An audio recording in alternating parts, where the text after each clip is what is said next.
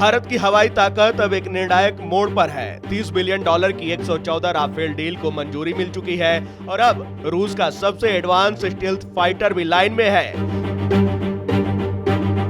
सवाल यह है, क्या भारत दो मोर्चों पर फाइटर गेम खेल रहा है या ये चीन को सीधा संदेश है?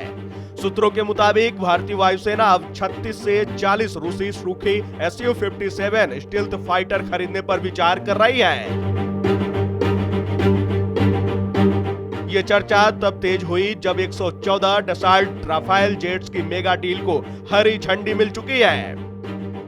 भारतीय वायुसेना अपनी ताकत को तेजी से अपग्रेड कर रही है। राफेल डील से 4.5 पीढ़ी के एडवांस जेट मिलेंगे, लेकिन एक सच्चाई ये भी है कि भारत के पास अभी तक कोई ऑपरेशनल 5वीं पीढ़ी का स्टील्थ फाइटर नहीं है।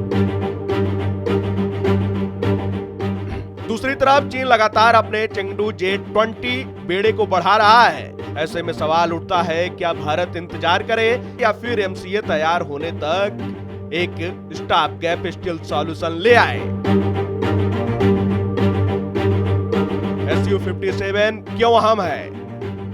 Su-57 रूस का 5वीं पीढ़ी का स्टील्थ फाइटर है। नाटो इसे फिलॉन नाम से जानता है। यह रडार से बच सकता है, सुपर क्रूज स्पीड पकड़ सकता है और लंबी दूरी तक सटीक हमला कर सकता है। इसे अमेरिका के F-35 और चीन के J-20 की टक्कर का माना जाता है। अगर 36 से 40 Su-57 की डील आगे बढ़ती है तो अनुमान है कि इसकी कीमत करीब $7 अरब हो सकती है। हालांकि अंतिम फैसला रक्षा अधिग्रहण परिषद की मंजूरी के बाद ही होगा। वहीं सुखोई Su-57 रूस का पहला 5वीं पीढ़ी का स्टील्थ लड़ाकू विमान है, जिसे पाक FA कार्यक्रम के तहत विकसित किया गया है। नाटो इसे फिलॉन नाम से जानता है। इसे स्टील्थ तकनीक, तेज गति और लंबी दूरी तक मार करने की क्षमता के साथ डिजाइन किया गया है। Su-57 का मुकाबला अमेरिका के F-35 और चीन के J-20 जैसे विमानों से माना जाता है।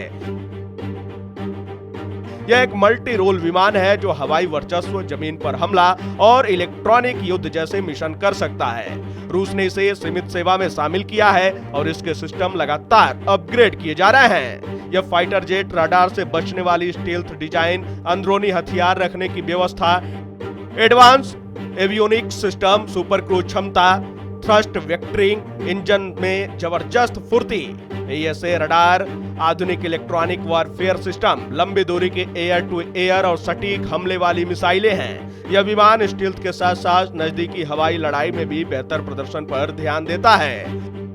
भारत ने हाल ही में राफेल बेड़े के विस्तार को मंजूरी दी है, जिससे 4.5 पीढ़ी की क्षमता मजबूत होगी। साथ ही भारत फ्रांस के 6ठी पीढ़ी के FCS कार्यक्रम में भागीदारी पर भी चर्चा कर रहा है। इस तरह भारत रूस और फ्रांस दोनों के साथ सहयोग कर अपनी रणनीतिक लचीलापन बनाए रख रहा है। वहीं IAF की योजना तत्काल जरूरत और दीर्घकालिक स्वदेशी विकास के बीच संतुलन बनाने की है। Su-57 अल्पकालिक समाधान दे सकता है। राफेल मौजूदा क्षमता बढ़ा रहा है और MCA भविष्य की स्वदेशी महत्वाकांक्षा है। वहीं भारत अब मल्टी पार्टनर स्ट्रेटजी पर काम कर रहा है। फ्रांस से राफेल, रूस से Su-57 और साथ ही अपना स्वदेशी MCA प्रोजेक्ट। यानी साफ है कि भारत सिर्फ तैयारी नहीं कर रहा, बल्कि भारत हवाई संतुलन को अपने पक्ष में करने की रणनीति भी बना रहा है। आगे आने वाले समय में यह फैसला सिर्फ एक डील नहीं होगा, ये एशिया की ताकत के समीकरण को बदल सकता है। खैर, इस पूरे खबर को लेकर आपकी क्या राय है? आप अपनी राय कमेंट बॉक्स में हमारे साथ जरूर साझा कीजिएगा।